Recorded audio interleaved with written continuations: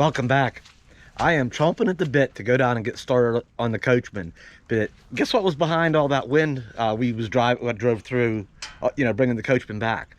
Behind all those high winds is a 2-day cold and wet weather system.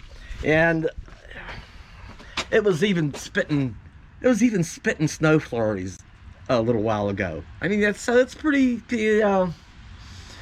and I thought, well, maybe I'll just grab one of the Mr. Buddy heaters and an electric space heater and go down there and put in the Coachmen, and it's not that big of an area. It would probably warm up fairly quickly and be comfortable, get out and mess around, be all comfy and cozy in there, right?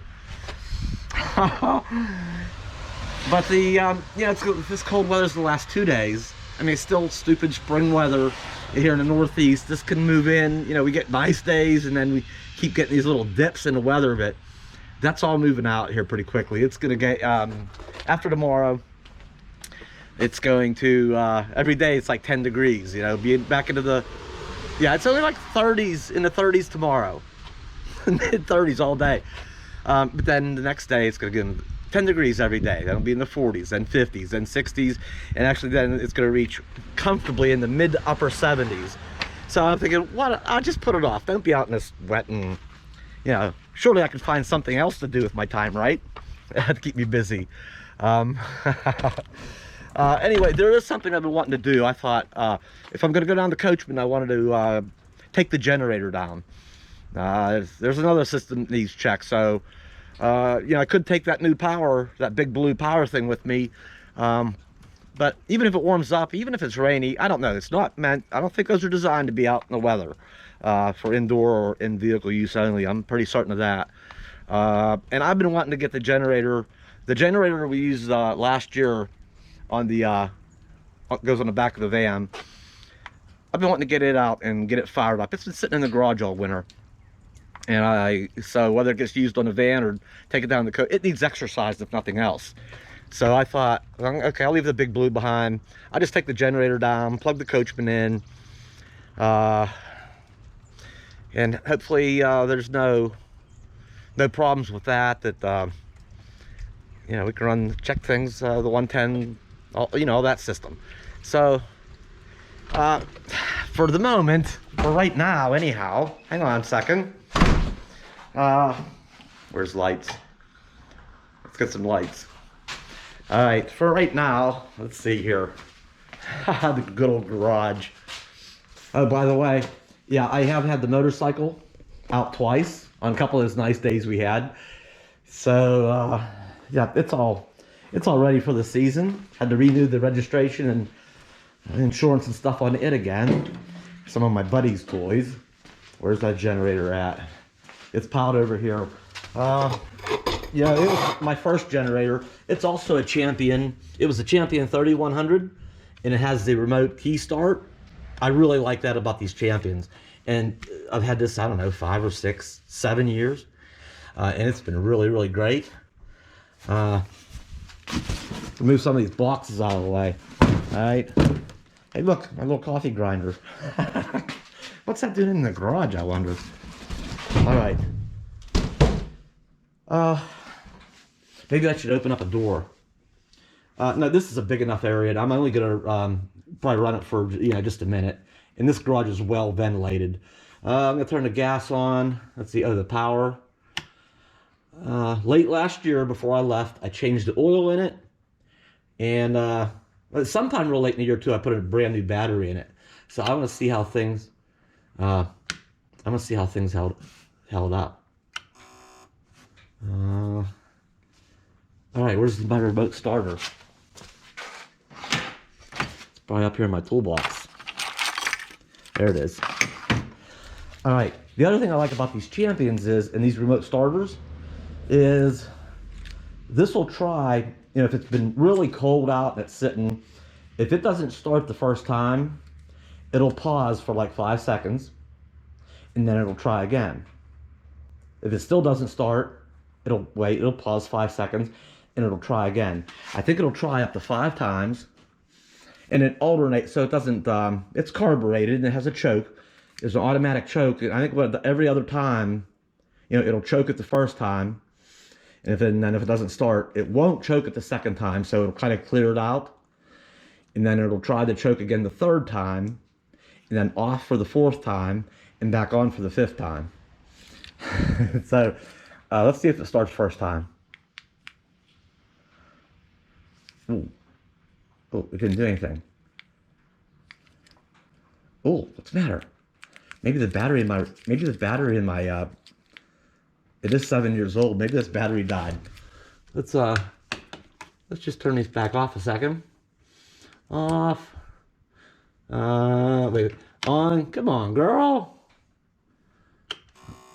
Okay, you gonna try again? One more try. Oh yeah, the light's not coming on in this. I gotta put a new battery in this. All right, so so in that case, then we're gonna do this. I have to hold the choke in manually and push this button up. Ooh. Well, sitting all winter, that battery's a little bit low.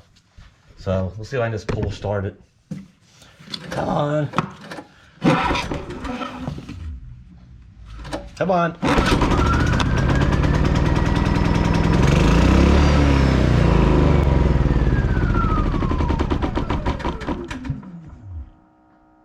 Okay. There's one. Come on, girl.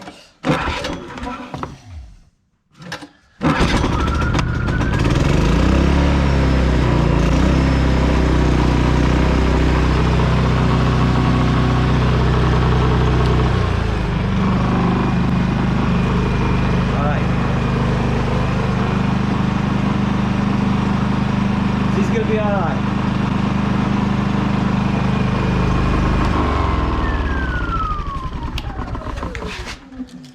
All right, two things. I gotta take this back in the bounder with me, take it apart and see what size battery's in there.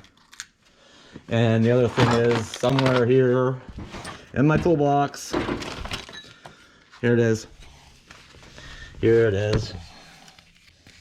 We're going to unwind this guy. All right. You know me, I'm not going to mess around pull starting it, or it's not the fact that it's hard to pull start. It's more the fact that, you know what, things should work like they're supposed to. You know, if it has a remote electric starter, and by all means, it should work. It should be fully functional. That's the way we like things. Okay, what's going on here? We got power. Oh, it says it's green. What's going on? Maybe this is dirty. All right. Anyway, I can use it, just pull starting it. I gotta come back and give this thing some, maybe a little bit of love. But we're gonna get back to it. I'll get back to it. Well, that's only partly disappointing. So, let's see what's going on with that charger. Maybe what I should have done was, well, what I could do too is just start it up and let it run for a while. If that charger thing's messed up for some reason, when I take it down, I'll just start it by hand, and we let it run down there. It'll recharge itself until I figure out what's going on. Anyway, that's just a small issue. Here's the good news. I went back out to the garage. I thought, you know, that port that I plugged that the recharging thing in for that generator, you know, that generator is 7 years old roughly, and it has been exposed to some weather. I thought that little port, you know, it doesn't have a protective cover for when you're not using it. So I thought, you know, the weather, some moisture and stuff has probably gotten to that. So all I did was spray a little bit of WD-40. I didn't have any electrical contact cleaner out of that. But I thought, I'm just gonna squirt some WD-40 in there and, you know, work the plug a little bit. And sure enough, that green light on the charger turned to red, which means it is now charging. So that's it. That, you know, the battery's, bought it in the fall. It'll be fully charged here after a while. And I'm taking this, taking the remote starter thing apart. And oh, I think that's the same little battery that it's real common. I might even actually have one somewhere. Those go in computers. Actually, they use that and a lot of other things too, but that's why I would have one. Anyway, look, does anybody else store any of their oddball miscellaneous stuff in these old cigar boxes? This is kind of a keepsake in a way. My dad used to, back in the day, when cigars came in these El Producto, whatever, these El Producto cigars. Look at the lady, look at the advertisement. Back in the day, I guess when cigars used to come in this type of box, they were plentiful. I don't know where my dad got them. Probably maybe one of his buddies smoked cigars, he didn't, and saved them for him, or maybe some tobacco shop, or whatever. But he used to have a bunch of stuff. He'd have a shelf and just random stuff stored in him, you know, stuff in like in the garage or whatever. Just miscellaneous stuff in. This is kind of a keepsake, like in my dad's. You know, my dad's still around. He's, you know, he's getting old and he's seen better days. And but anyway, I'm gonna get on with this. That's it. It's gonna be down to just replacing this little common little battery in it, and we'll be, you know, back to 100% in the with the old generator. That's the way I like it. I like things working the way they're supposed to be working, not limping. Or, you know, it works, but, you know, it has this one issue. Nah, if we can make it right, let's make it right, right? I'll mention real quick, too. A couple people have commented, once in a while, they'll say, oh, Dave, looks like you've lost weight. And I have. I've lost 30 pounds now. And it's since November. And I think I've plateaued. I'm kind of stuck. Here, my old scale was wrong. I thought I started at 200. It was down to 170. Well, I bought a new scale, and so my old one was 5 pounds off. So I must have started at 205, and I'm down to 175. And my ideal weight, get this, really I need about 15 more to go. My ideal weight for my height is 160. So I'd like to achieve that. And oh man, but I've kind of plateaued. I'm kind of been stuck for 2 or 3 weeks now. And don't seem to be losing anymore, but that's okay. I think that happens, and that's okay. I'm just gonna hang out at 175 for a while. Maybe my body needs to kind of adjust it. 175 is the new norm, you know, for a while. You know, it's okay to let a little more weight go. It might be in a mode where it thinks I'm trying to kill it. My body's like, "What are you trying to do? Kill me?" So I'm just gonna kind of just chill for a bit and just have some patience, and maybe that's part of it, or maybe now it's getting down to the hard part. Maybe to get it going again too. You know, you might have to double up on some bellow walks and bike riding and stuff to kind of get the process back underway again. But that's my goal, is see if I can hit the 160. All right, this wasn't one of those challenges, or, you know, I'm gonna just crash and, you know, hurry up and lose, you know. And then, no, this is just a new way. Eating better, and not eating like you know, quantities, not eating for two, because I'm just one. All right, well, back onto this here. Let me see. Here, let me take a break here for a minute, and I'll be back. I gotta collect my thoughts on something here. I love Amazon. Check this battery. It's a CR 2016. I found it on Amazon. Could buy a quantity of one for $1.76. Free shipping. It'll be here tomorrow. Well, with tax, $1.87. It'll be here tomorrow. I don't even have to spend gas to run up to. All right, let me get on with something here. Ouch. I just ordered the solar system for the Coachmen. I decided this might be better to. I'll show you and discuss it when we get down to the Coachmen. The short of it is, you know, I talked about in that last video, that last review video, about that big blue, that big, you know, power, portable power bank. And I thought about, in one way, I mean, that's absolutely going to be useful for extra power in the Coachmen and getting started. And I talked about just solely using it, just putting solar directly into it and just powering everything off of that. But, you know, after thinking about it, in the Coachmen that already has existing systems, that presents some challenges in some ways, which we'll get to later.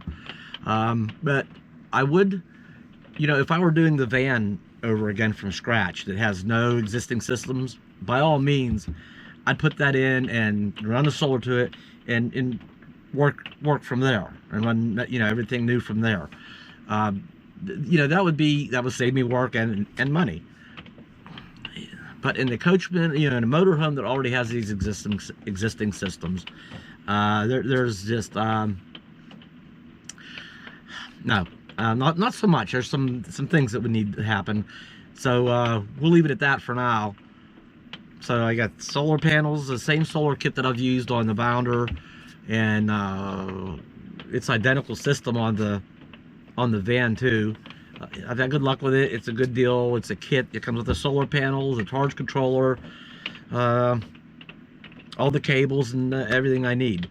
So it's all from Renogy. Comes as their kit. Bang, install it, hook it to the existing battery that's already in the existing house battery in the Coachmen, and that whole system becomes happy. That's cutting the cord. You know, that's the thing about solar is, at least with all the 12-volt stuff. Well, I mean, I could put an inverter for the 110, but you know, once you have power, your own power on the roof, you can cut the cord.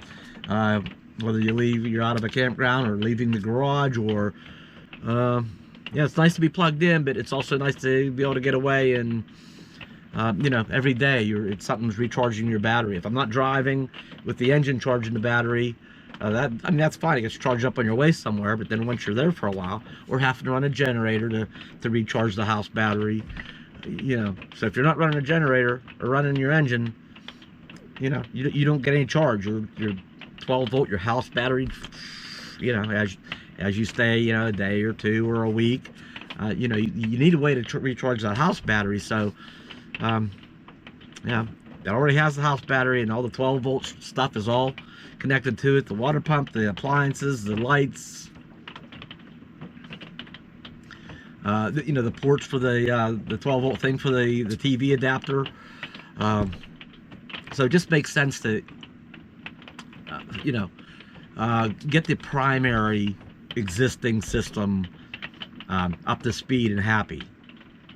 Okay, and the cube, that power cube, will still come in handy for additional any additional power to supplement that, and I can recharge it with either partly by that system or with some of the portable panels I have. And those power cubes that's why I like that Jackery when I first got it. You know, there was nothing in the van, but I wanted to go somewhere in it right away.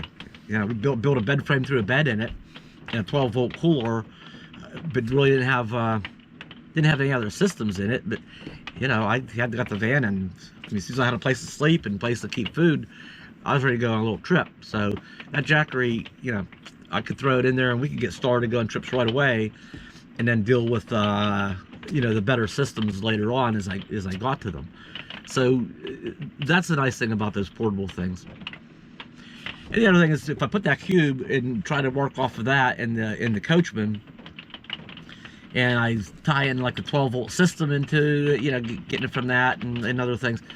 If I decide to go somewhere in the van and I want to take that cube, I mean, it is portable, and I want to take that extra power in the van to, say, run the air conditioner, taking some extra power for just in case on a trip in the van. Well, then I got to unhook everything, you know, in a Coachmen, and you know, and take it along, and then there it is, the Coachmen's without, you know, I'd have to hook up couple systems and an A/B switch to use from one or the other. Things are involved with that. So anyway, the system's going to be here like in 2 days. More Amazon stuff. it's like Christmas sometimes. Anyway, we'll come back. We'll get back, and we're gonna go down. We'll get down to the Coachmen soon, probably with some boxes and stuff, and got the new system, that new system coming, existing systems that they looked at and addressed, so we're going to get to work on it and get busy pretty soon. Alright, as soon as this rain gets out of here. Alright, I'll see you next time. Goodbye. Bella, did we not get you in this video? Come here. Come here, where are you? We got, what? You know I got a little treat here for you, right? It's sweet potato wrapped with chicken. You want to? Oh, sorry. I was showing everybody. Ready? I know where you're gonna go. All right, go on. Okay, now we'll see you next time.